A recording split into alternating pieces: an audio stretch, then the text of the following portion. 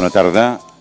Aquesta presentació, aquesta sessió, és la seva 7a edició. Jo crec que comença el valor dels estudis dels baròmetres és quan comences a tindre sèries. Per tant, pots començar a fer seqüència, pots començar a tindre una certa perspectiva precisament d'aquesta anàlisi, d'aquestes dades. Jo crec que aquest element d'aquest any, una de les dades que jo crec que no podem no ignorar, és l'abast de la mateixa mostra i, per tant, estem recollint la informació, l'opinió d'unes 800 empreses, 500 pertanyents a l'oferta tecnològica i 300 a la demanda TIC. Jo crec que hi ha dues idees bàsiques. Una és la importància de tindre talent i, per tant, en aquest sentit, ja no és tant en aquest moment que un ja té l'estadi de la vida feta, sinó inclús començar la formació digital des de la infància. I l'altre element de reflexió que jo crec que surt és el procés de digitalització. Comparant les ciutats mundials, Barcelona ocupa la 4a posició després de Nova York, Londres i Hèlsinki com a ciutat d'emprenedoria tecnològica.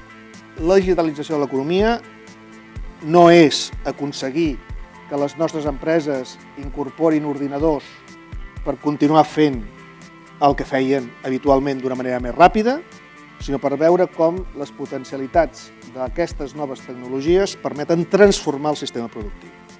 Per tant, a nosaltres ens interessa que les nostres empreses incorporin aquesta filosofia de la digitalització, però que també les nostres empreses del sector tecnològic siguin capaces de generar les respostes tecnològiques necessàries per transformar el sistema econòmic del país. Respecte al tema de la transferència tecnològica, el lligam amb les universitats, cada any surt el mateix, que hi ha un gap, i això fa 20 anys que ho sento. Hi ha esforços per part de la universitat, hi ha uns centres de transferència de tecnologia de la Generalitat, hi ha els centres tecnològics, ara el Super Eurocat. Jo em sembla que, no sé, deu haver un programa de comunicació, perquè intencions hi és per les dues bandes. Model DARPA. És el sector públic el que lliga l'empresa privada a la recerca acadèmica.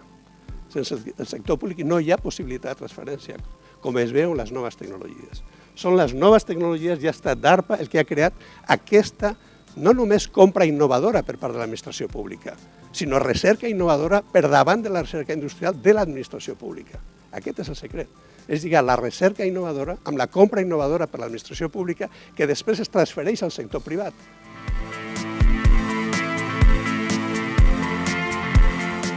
A Europa encara pensem en termes del segle XIX.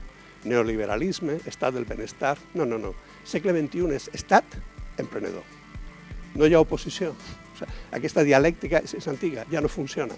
En el món de la high-tech, l'estat és emprenedor. Si algú dubta d'aquest model, que miri el que està passant ara a Alemanya. Aquest és una mica el model que ens agradaria desenvolupar a partir de la plataforma SmartCat. Fa falta una estructura entre la tecnologia i la ciència d'innovació en TIC.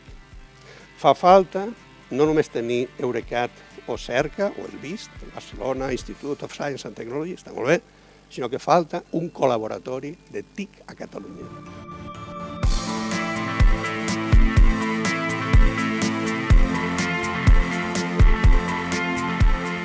L'estratègia, diguéssim, SmartCat intenta una mica ser un marc en el qual tothom s'hi pugui desenvolupar i intenta ser un camí a traçar. Res més. Evidentment, el model amb el qual ens hem inspirat, crec que l'Artur ja l'ha explicat molt bé. Els americans han estat, en aquest sentit, líders mundials en aquests darrers 50 anys i d'alguna cosa n'hem d'aprendre. Per tant, si Catalunya vol i decideix ser un estat properament, doncs crec que hem de tenir molt en compte com d'important han de ser les TIC en aquest nou país.